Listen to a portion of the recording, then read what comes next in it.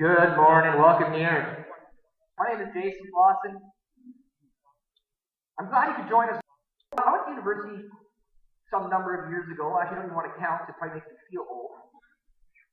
And when I was there's a lot of debates and different sort of, conversations that people try to have. And so one of the student groups while I was there put on this debate, which I thought sounded fantastic.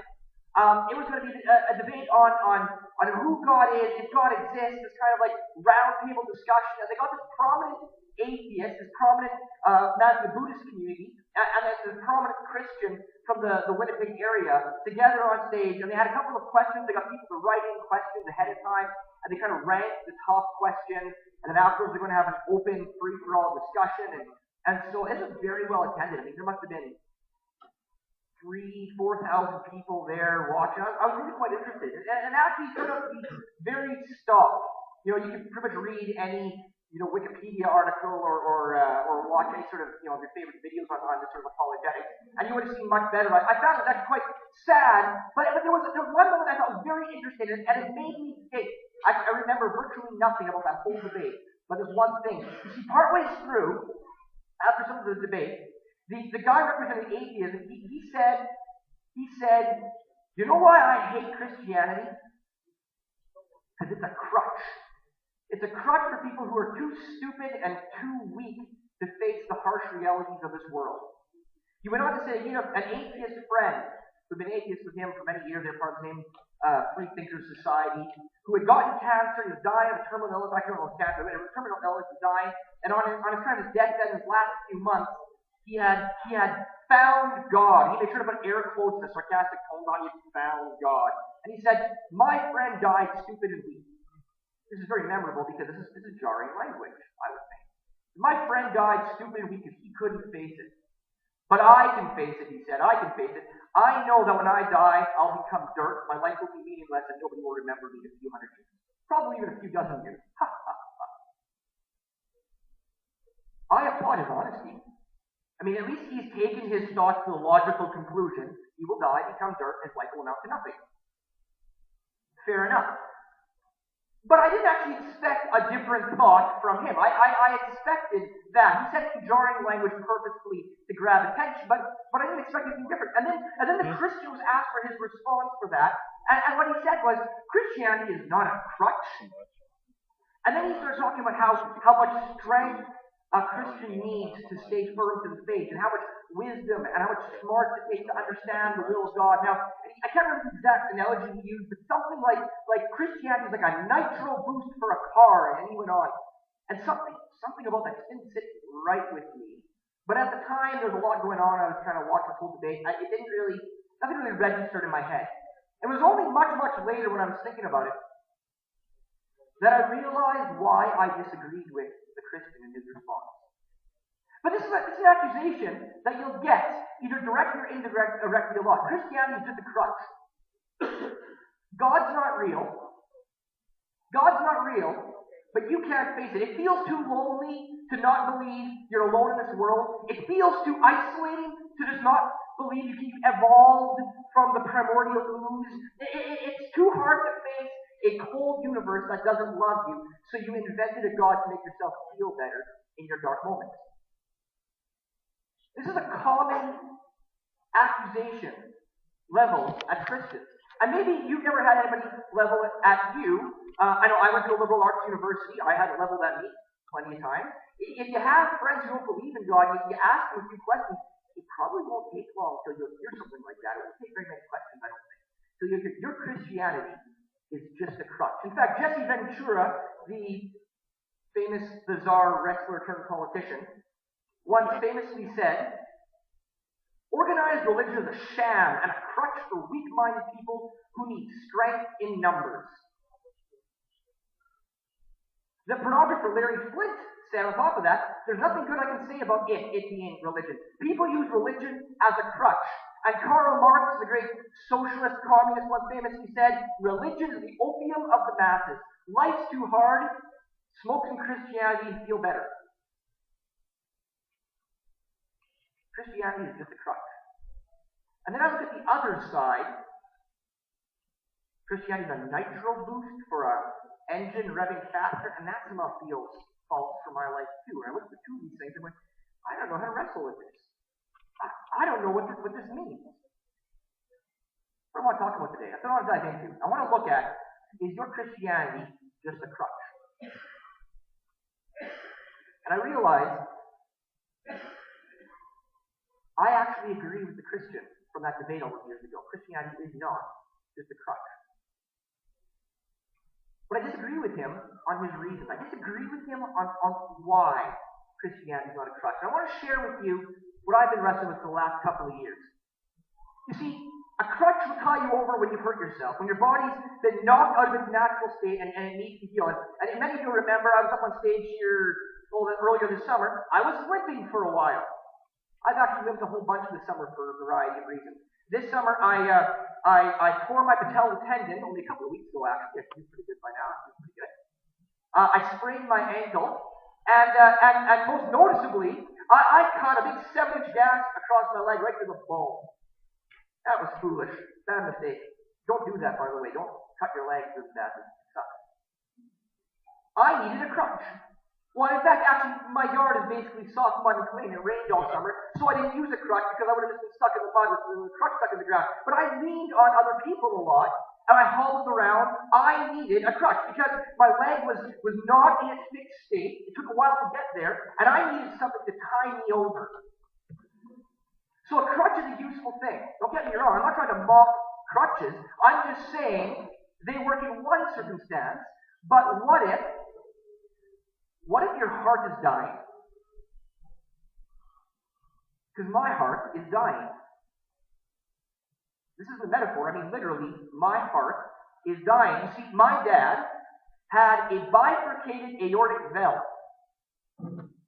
What that means is, like, supposed to be a trifold valve, was a bifold valve, and during systole, his valve wouldn't close properly, and it would cause backflow. Now, if that doesn't make sense to you, all it means is his valve wouldn't work properly. His heart had to pump harder to do the same amount, pump the same amount of blood, and it caused a lot of stress on his body. It's why he needed heart surgery 8-ish years ago. And it's a genetic condition passed on to me.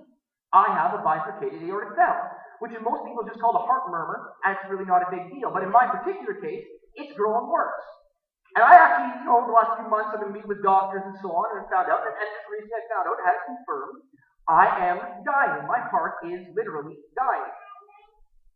In 5 to 25 years, untreated, my heart will kill me. It'll stop functioning well enough to pump blood, and I'll be hospitalized. It will kill me. Now, we live in a wonderful age where I won't die. Instead, I'm going to go to a hospital eventually at some point in time, in some part in the future.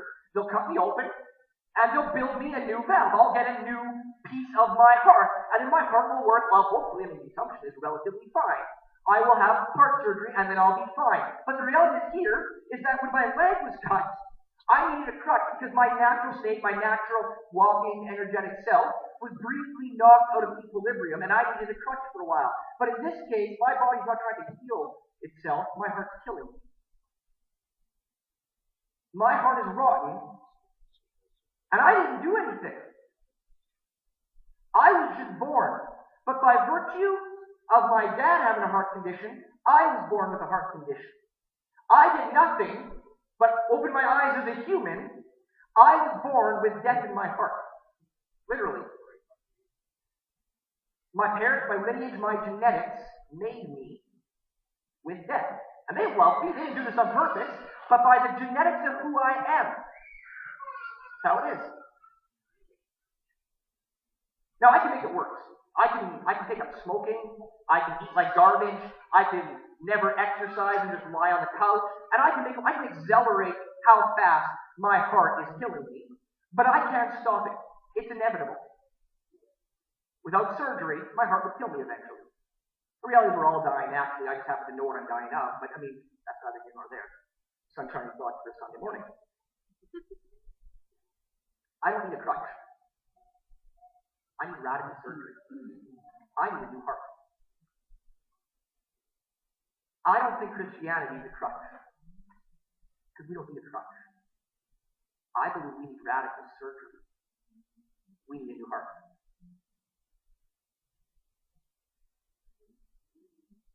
That's what I finally realized. You see, I think the Bible says we're all sick. And we're not all limping sick. We're not limping along kind of making it. We're actually rotting and dying. In fact, in Romans 3:23, it's a famous verse.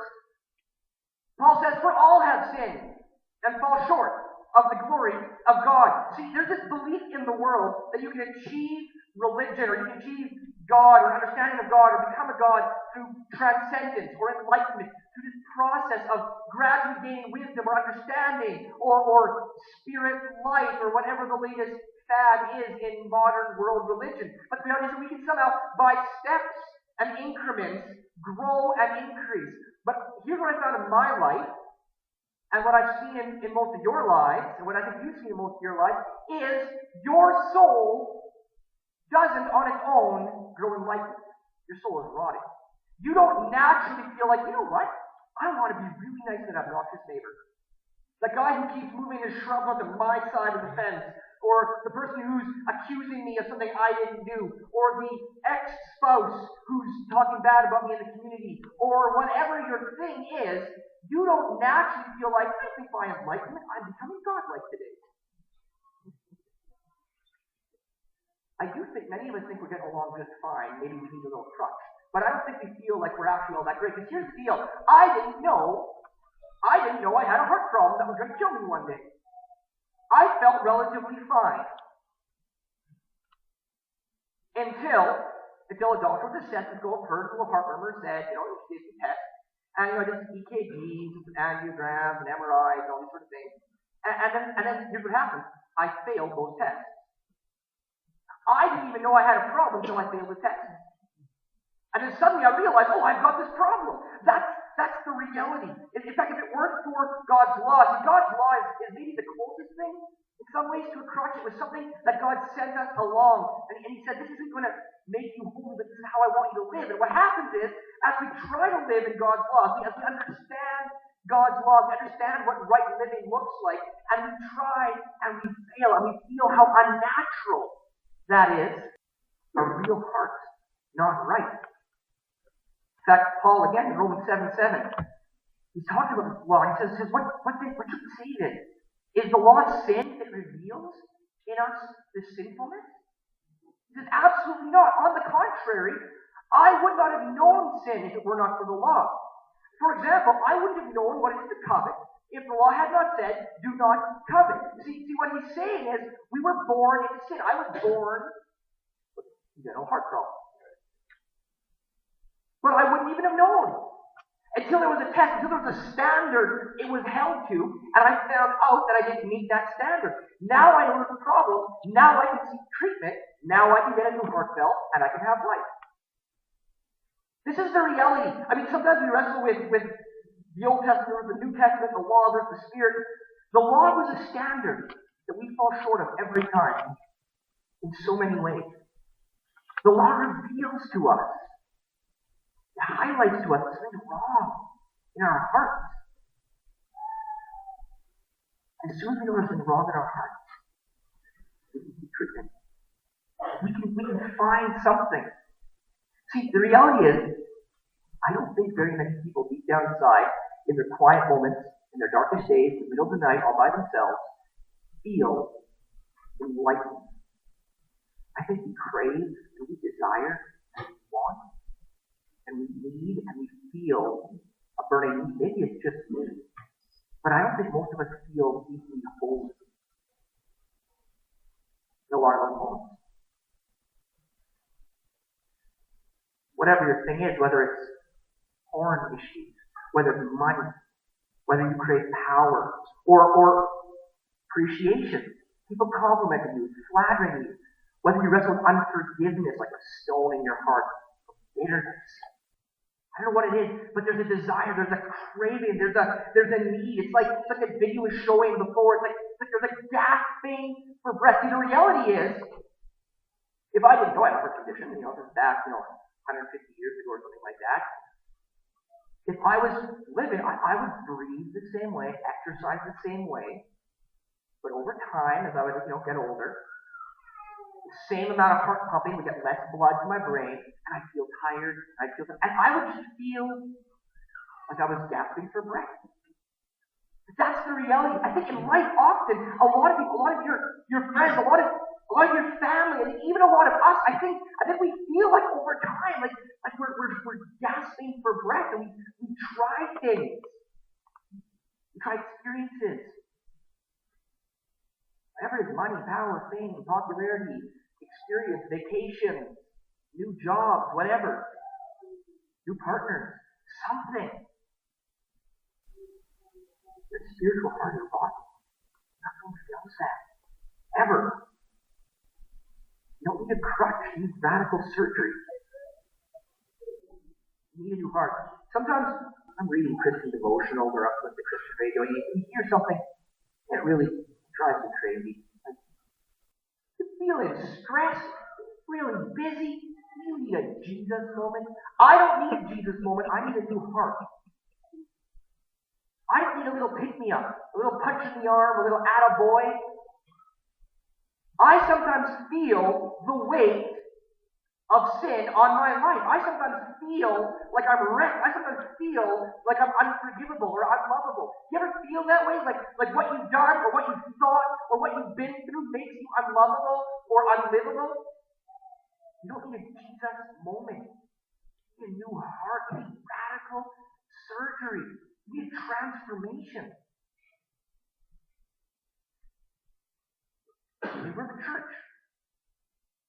Jesus says it this way. In John 3:16, this is a famous verse, and many people memorize it by the time they're 8 or 9 or younger. But even couched in that is the sign of our death. In fact, Jesus says, "For God loved the world in this way. He gave his one and only Son, that everyone who believes in him will not perish." Now it says not perish, but it says perish. It says die. So you won't die. Why would Jesus say, God sent me so that you won't die? Because we're dying. Because the world around us is dying. It says, for God didn't send his Son into the world to condemn the world, but that the world might be saved through him. Jesus didn't come to highlight all of our sins and tell us what we're doing wrong. He came to save us. But that the world might be saved through him. Anyone who believes in him is not condemned, but anyone who does not believe in him is already condemned. Already doomed. Because he has not believed in the name of the one and only God. It's not a crutch. It's dying. It's a new heart. Revelation, the last part of this is popular. We hear it all the time. Knock and the door will be open. But the first part, we'll come to swallow. Jesus says in Revelation 3:14-21, writes to the angel of the church in Laodicea, the Amen, the faithful and true witness, the originator of God's creation, says, I know your works, that you are neither cold nor hot. I wish that you were cold or hot. So because you are lukewarm and neither hot nor cold, I'm going to vomit you out of my mouth. This is strong language.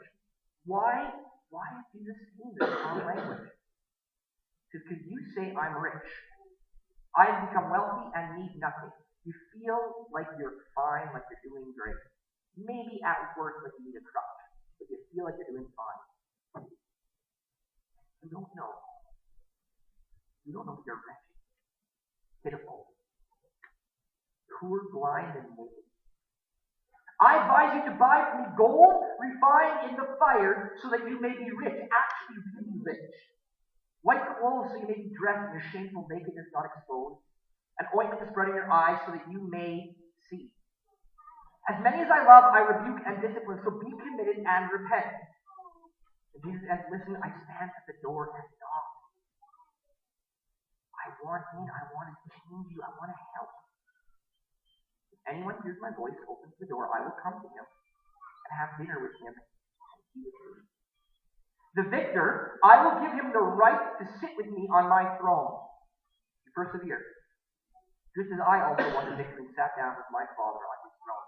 There is no crutch in Christianity. There's no pick-me-up. There's only one thing. Radical heart surgery. Jesus wants to give us a new heart. There's no crutch to be found here. If you come, anyone comes to God and says, you know, God, I'm not doing perfect. I'm doing okay, but I'm not perfect. I just need a little more. You haven't come to God. No crutch. Jesus doesn't like us and want to give us a crutch. He loves us and wants to give us a new heart. He actually wants to change our basic DNA, our basic function. He wants His Spirit to live with us. He wants to merge His will and our will so that we become some beautiful unity. He wants us to fight for His kingdom. He wants us to transform this world. He wants a bride for Himself. He doesn't want a living person on the crutch. He wants to make us whole and beautiful and perfect. And so much more. Like in Matthew 9, 10, said, those who are well don't need a doctor, but the sick do.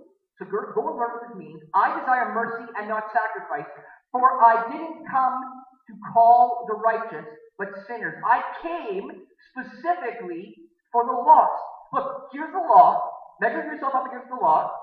If you think you're in any way lost, then I came for you. I came so that you'd be able to measure up. Not only measure up the law, but actually indwell with me and sit on my throne with me. So beautiful. You're not all right. We're not all right.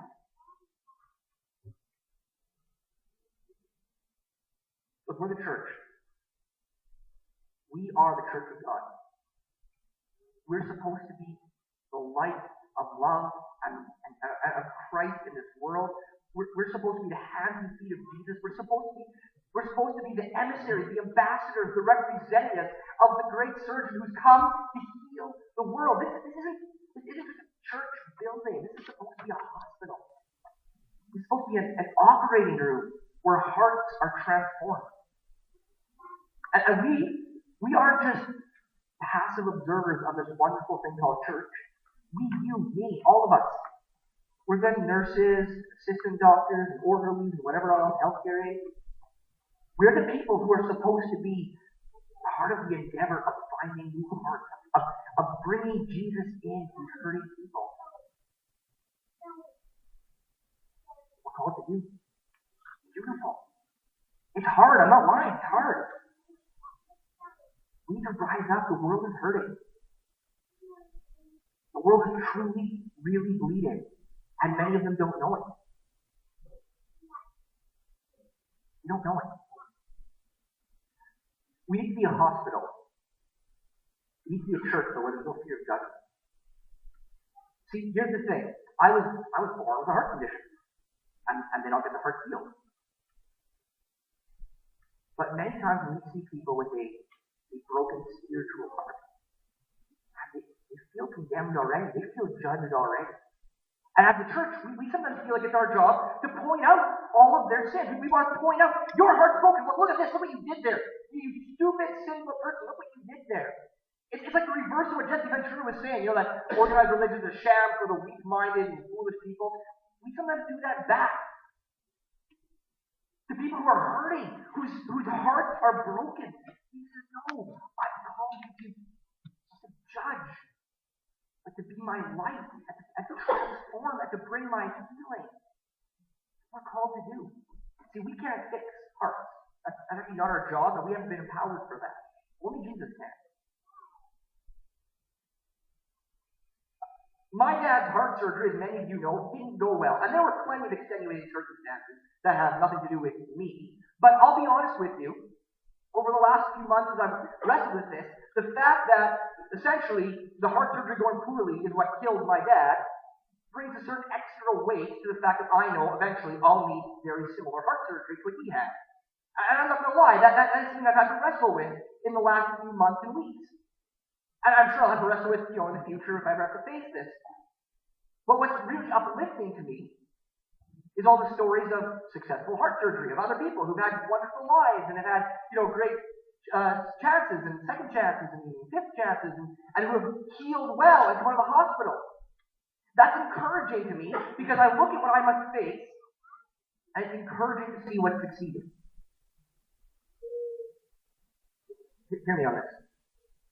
As a church, as Christians, we tend to want to look clean.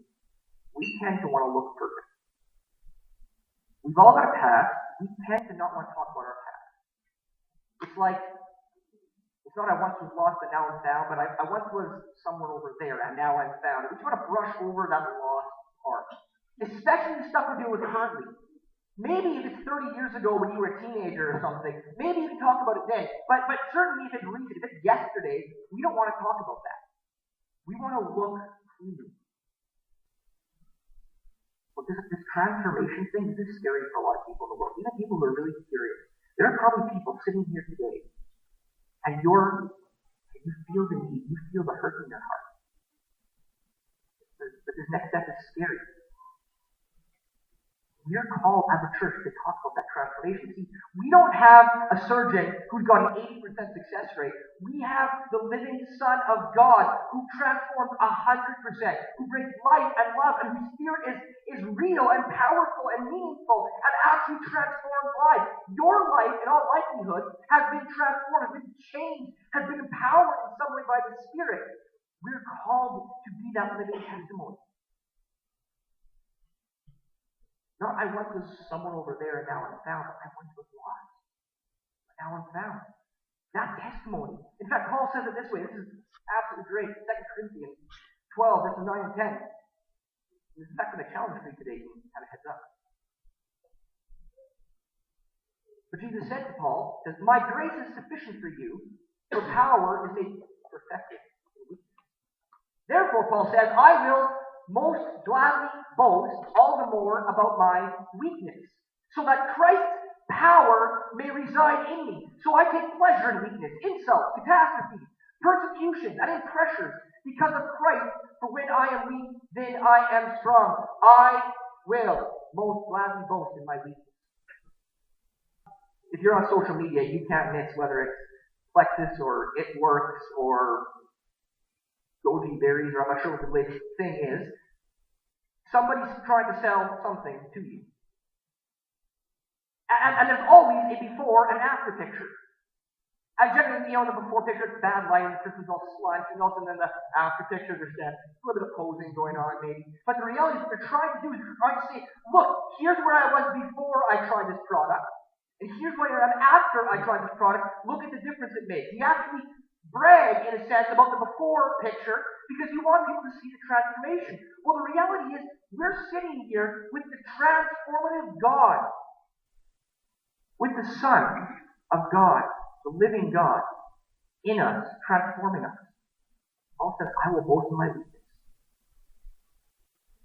You need a welcoming church, a loving church. I'm not talking about the open door. I mean the body of Christ.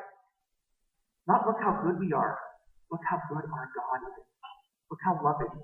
He accepted me where I was. He didn't leave me there. Transform my heart. So this is my challenge to you. I want you to start working on boasting your weakness. That phrase, testimony, is a scary phrase these days. Nobody likes that phrase. Here's the deal. This weekend, if it's nothing you're comfortable with, which is probably the vast majority of you would fit in this category, nothing you're comfortable with sharing what God's done in your life, I want you to start writing something out. And it can just be a couple of notes on a sticky note. And I want you this weekend, write a few things out, and find someone safe, like a friend or a spouse or somebody who's safe, and I want you to start talking to them and going over a little bit about your story, what God's done in your life. Here's two reasons why. Number one, it's good for you. See, sometimes we live our life as kind of full throttle, things go on, and we never actually take stock of what God's actually done in our life. And so sometimes it's just good for us to pause, take time, and go over with someone else out loud what God's done in your life. But here's the other thing. Paul says, he will both gladly in his weakness, so that Christ's power will reside in him, will be made known through him. I want you to practicing sharing your testimony with somebody safe. So you're ready to share your testimony. Share what God's done with somebody who's not safe. Whether it's your coworker, or your friend, or somebody. See, there's people who are hurting, and they don't know where to turn. There are people who are dying, whose hearts are rotting. And they know it, but they don't know what to do with it. And they feel condemned and alone. And they need somebody to come along and say, look, I was there too. God loves me. Look what he's doing in my life. And no, you don't have to be perfect. Look, my testimony is far from done. That's okay.